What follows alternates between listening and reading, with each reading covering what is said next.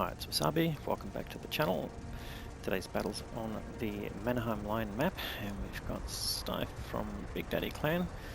It's in the Carro 45T. This is a Clan Wars war tank, which you can either achieve through having ons for the campaign, or getting fame points. To get fame points would cost you the same as any of the other war tanks, which I think is 4,000 bonds plus your fame points.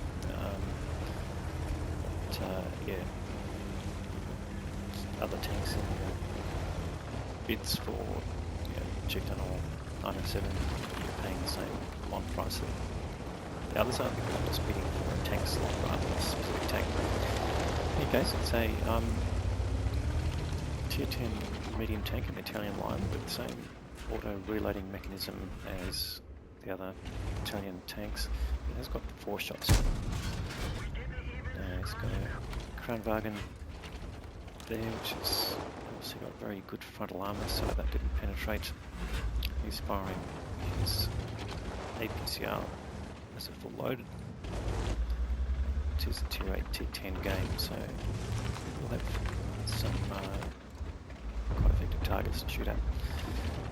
But you're going to see some similarities between this game and the one Mage played on the same map, but with an AMX 50-100. So a lot depends on the type of tank you're playing, but the similarities here are this is a medium tank with similar sort of armour characteristics to the AMX 50-100 in terms of tier for tier. So it's not a tank you can go around and brawl with, unless you're forced to.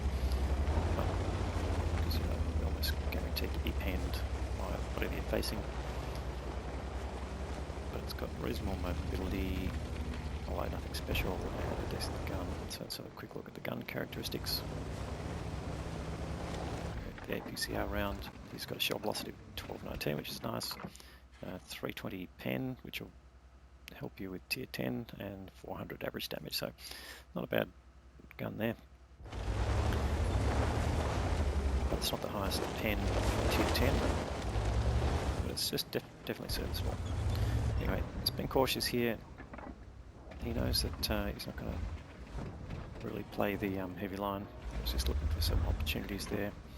But coming back to cover the middle, and he's been spotted there probably by that, maybe by the LC. He was right at the edge of view range, and he was moving, so not necessarily there could be another light tank out there that he hasn't seen.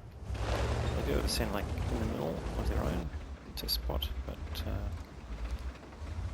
interesting that he got spotted there when the LC was going past, but he was right on the edge of the view range. Yeah, just missed the opportunity on the Waffenträger there, but he's got a Progetto 46. It's one short term, that doesn't hit. So the circle is bigger than the tank, so always a chance of missing, but he gets his second shot in there.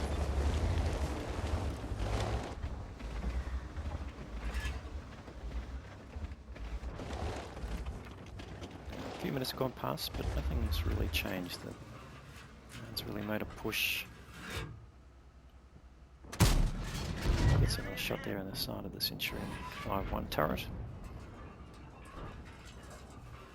It looks like the side of it, but certainly didn't go to the front anyway, given that's a tier 8 tank. Centurion just popping up, tempting him, but he's not firing, just waiting for a good solid opportunity to do damage. Does see a tree fall there and does a quick snapshot towards it, just in case below from the direction the tree fell. Probably just shot on the wrong side of the tree.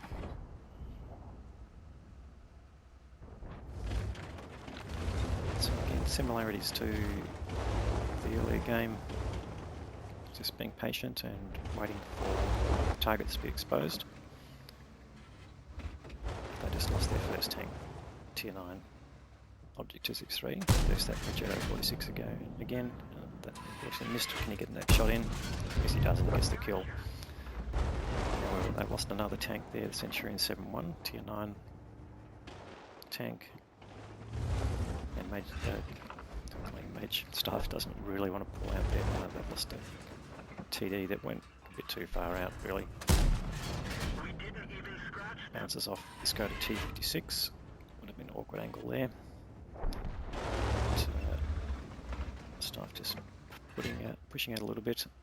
He's got a standard B, and he gets a kill there, so picks up 2 kills. That's interesting. Skoda T56 now coming out the open. That shot missed. He's got one more shot if he wants to fire it, and he goes a long reload. That doesn't do any damage, unfortunately. Although it's a critical hit, so not much you can do about that. But now he's got to go back and get a fairly long reload. Now he's used all of these shells in the clip.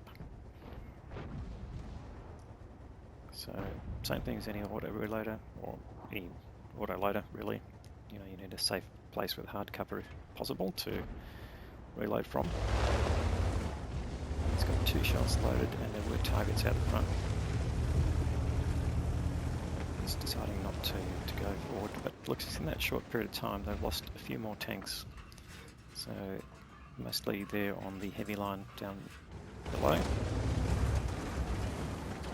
The Bluebird's come up from below to run away, basically, I think.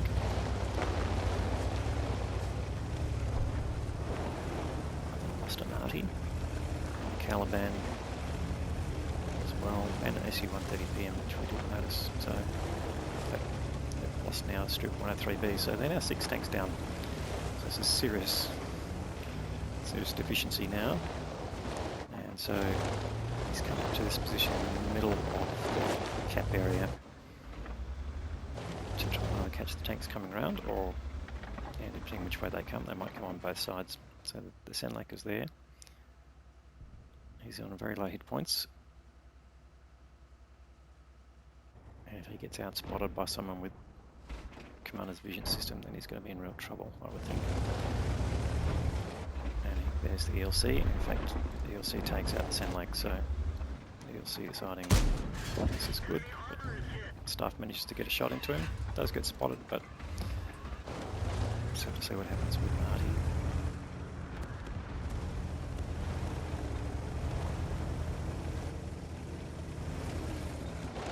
So tanks coming up to the side where the T-57 Heavy is, and a Kranwagen as well. So he's going to have quite a few targets coming up.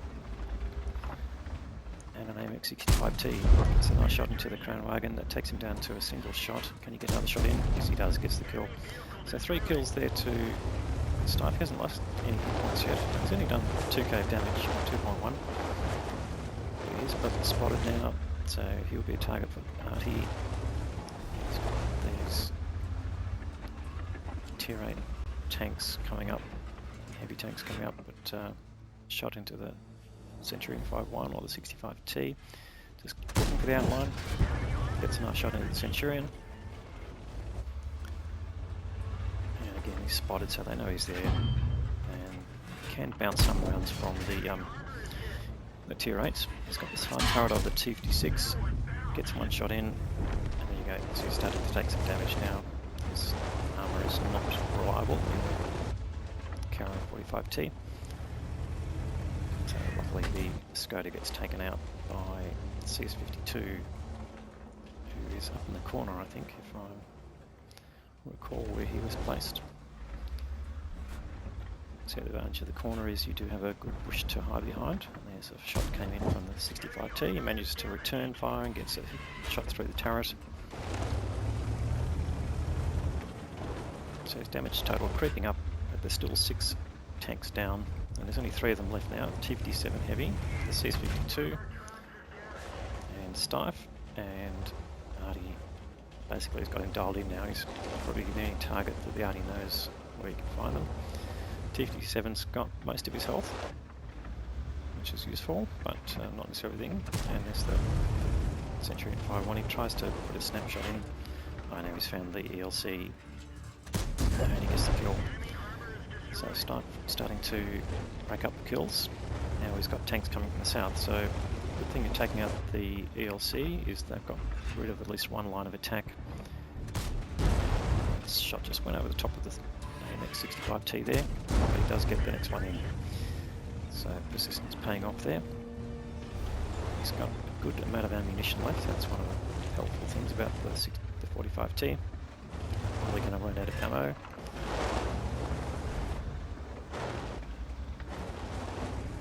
That is hoping his tanks don't come up. So the CS-52 helping out there, getting another kill.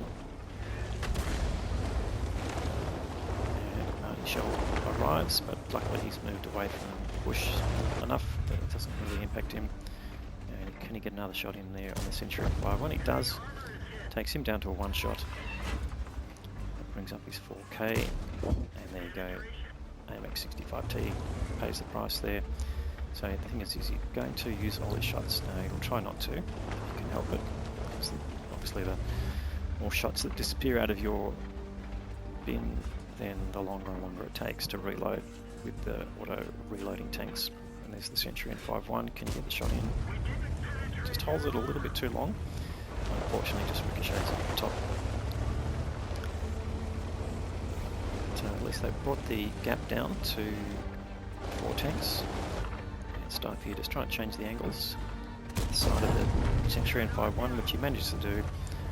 Brings up his 5th kill. And now they've reduced it to 4 tank difference. About 600 hit point difference in total, so it just indicates that the enemy's tanks are reasonably well depleted in hit points. His companion in the CS-52 is also only about half health, but here comes the Progetto 65. At some point he'll get exposed. He does take a hit coming in from the CS-52. Now Stipe gets the kill nicely. He's being pushed on by the Lerva from the southern side, which he does take a hit from. Now in order to get rid of this Lerva as quickly as he can, gets the lower front plate there, reliable pen. With his high pen he doesn't want to take too much damage, and he's got him down to one shot, which he manages to get rid of him. So judicious use of his clip there, gets rid of the threat as quickly as he can. But there's still a crane wagon there, and there you go, Artie knowing exactly where he was just then, but manages to miss luckily. So Stipe basically now waiting on the reload a bit. The AMX 65T has chosen not to push in, and they've actually got a lead in hit points now, so for the first time for quite a long time they have come back. It's Waffenträger Panzer IV, but Stipe manages not to get spotted, so that's useful. So he's coming up here to support the CS-52, maybe get rid of that AMX 65T. And Stipe, he's got still a few more hit points to play with. 65T spotted, but luckily Stipe not yet. But he's down in the little gully there, so Stipe will have to push in on him to try and get rid of him. Hopefully the Artie doesn't pick it up quickly enough.